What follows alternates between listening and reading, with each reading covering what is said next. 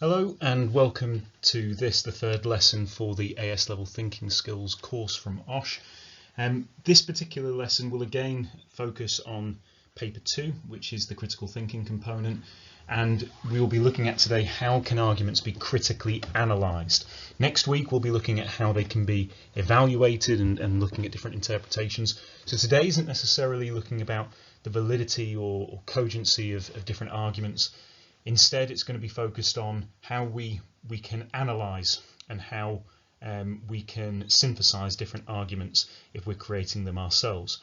So the main objectives of today are to try and understand what we mean by analysis and synthesis, to understand and recognise the structure of complex arguments, and to try and identify these components in a variety of different texts. And hopefully what you should be able to do from today is take a few different texts and break them down easily and analyse them.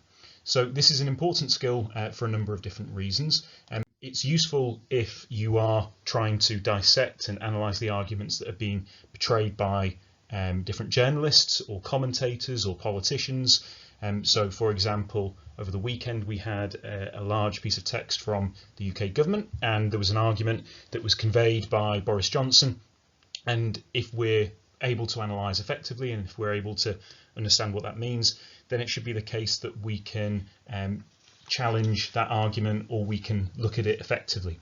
Likewise, if you're looking to do your A-levels, which you all should be, then what we can do is we can start considering our own writing styles and whether or not we're creating sound or cogent arguments, and likewise we can analyse different example pieces and texts as well. So really we're looking for these strengths, these weaknesses, and the gaps of arguments if we know what effective analysis actually is. So our focus today is that word analysis, and analysis means the close examination of an object or a system in order to get a better understanding of what it is by identifying its parts. So what we're doing usually if we're creating an argument is the opposite of analysis, and that's synthesis. So let's say that I've put together an argument here. So this is me trying to have a number of different premises and a conclusion, and I've put them together. So it says here, you should not feed the squirrels, vermin spread disease, squirrels are vermin. Okay, so that's the synthesis of an argument, the creation of an argument. Now, if we are good logicians and if we're thinking about how we can analyse this effectively, we should be able to break it down into its various different components, kind of what we did in our last session last week. So if we're analysing that particular argument, which is the focus of today, we're looking to see where are the premises, where is the conclusion, and what kind of standard or quality do we get with these different premises and the conclusion itself. So in the case of that particular argument that I put forward, there were two premises, and there were the squirrels are vermin, vermin spread disease, and that leads to the conclusion, you should not feed squirrels. Now, we're not looking at today whether or not they have these premises or conclusions are sound or invalid, but I have just included them there for you as well.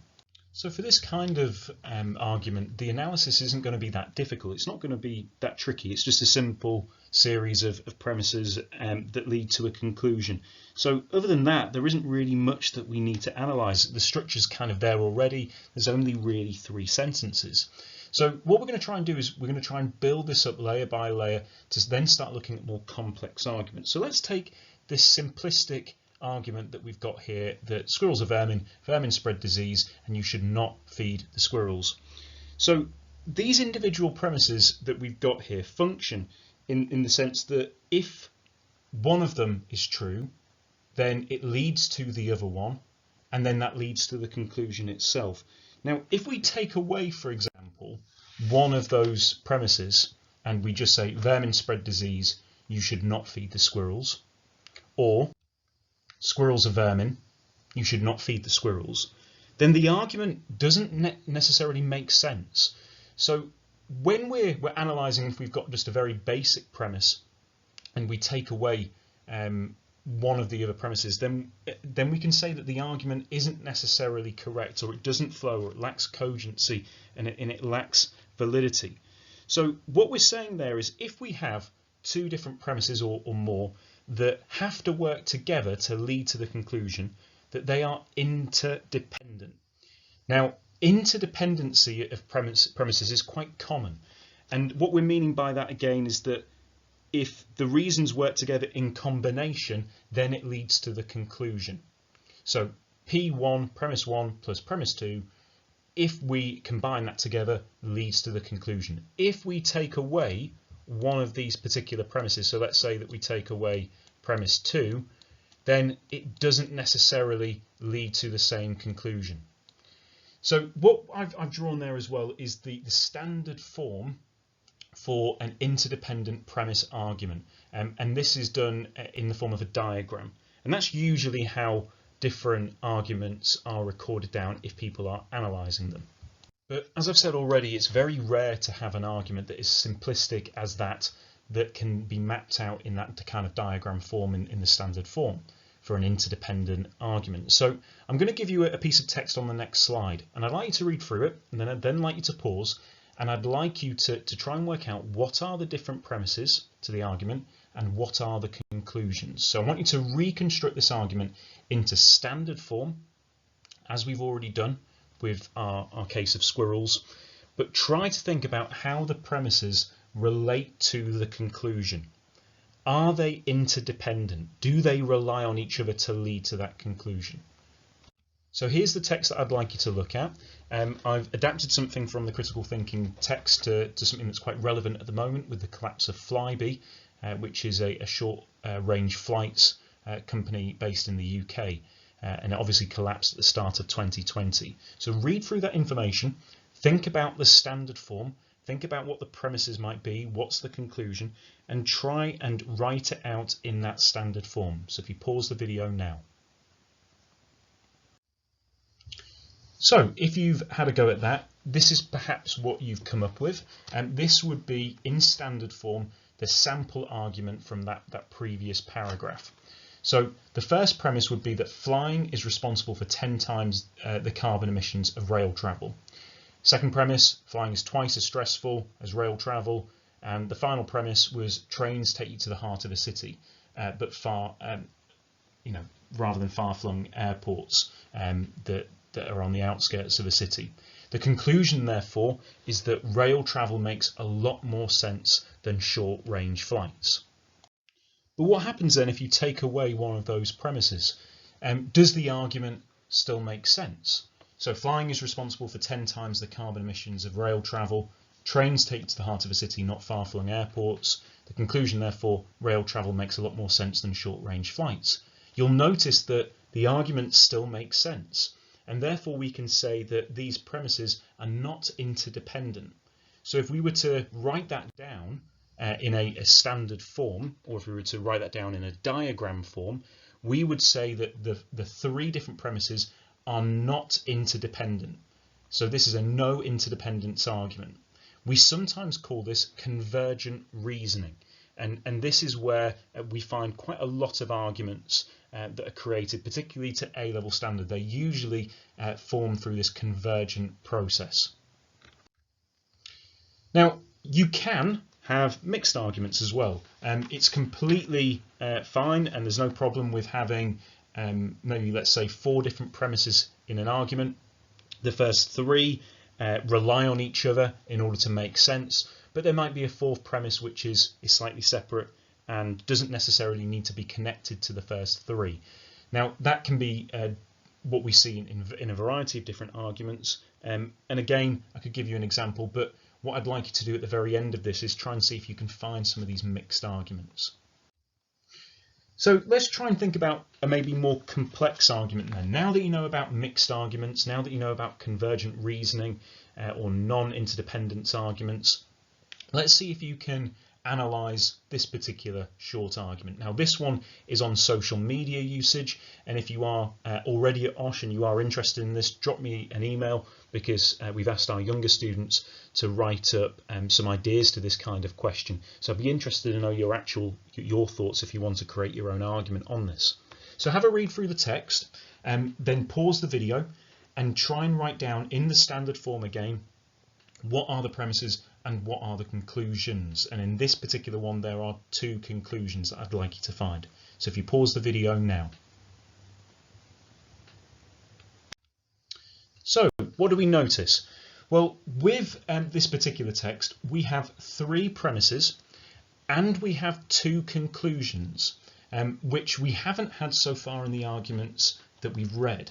So the first premise was half of 11 and 12-year-olds flout the social media rules, which is that 13 is the minimum age.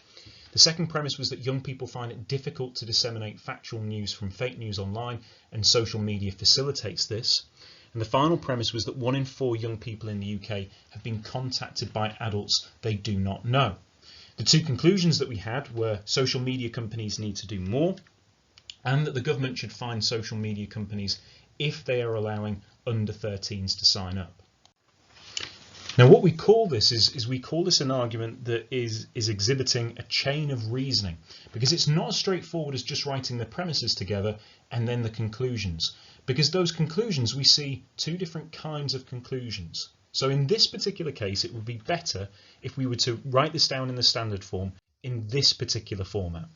So the first 2 premises link to a shorter conclusion, or what we call an intermediary conclusion.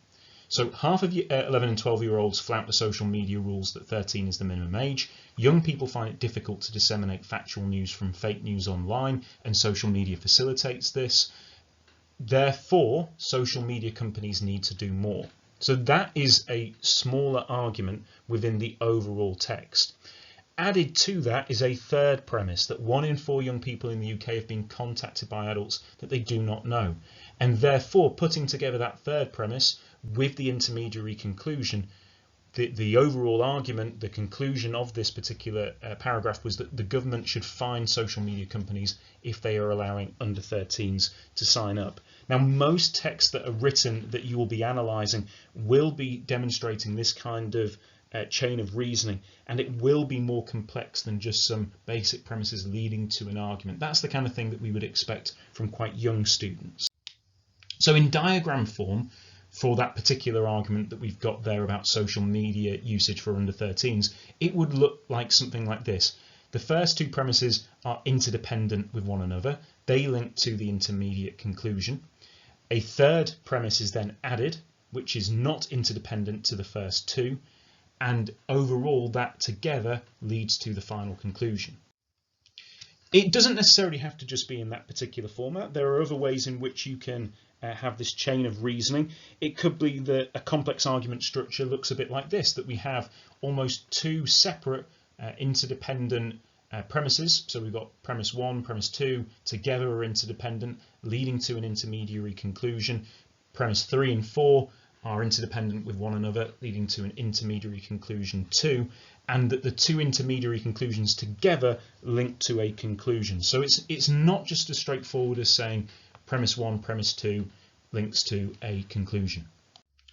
And finally, what we also find is that when people are writing or forming arguments, what they usually do at the very start of this is they might offer a counter assertion or a counter argument.